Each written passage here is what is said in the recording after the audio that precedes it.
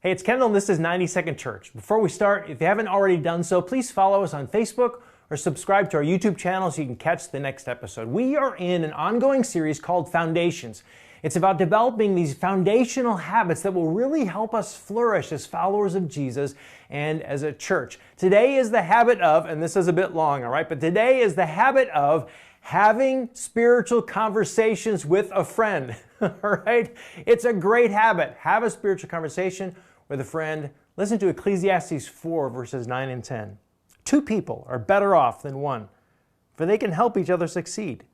If one person falls, the other can reach out and help. But someone who falls alone is in real trouble.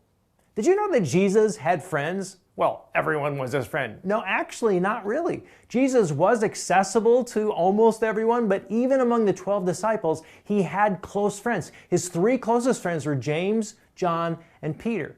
You see, Jesus knew that if he was going to do what God had called him to do, he had to surround himself with other people of faith who could walk with him. And if Jesus needed it, well, guess what? So do I, and so do you.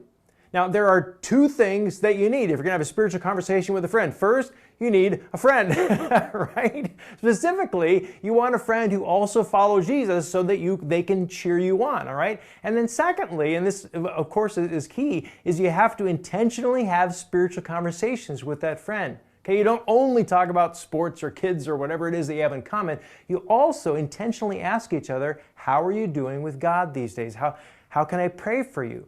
And this does not come naturally. It is something that you have to do on purpose. It might feel awkward at first, but you can figure it out, and you will, and you should. So, do you have a friend who loves and follows Jesus? If not, ask God to bring one, and then start looking for them, and then have a spiritual conversation.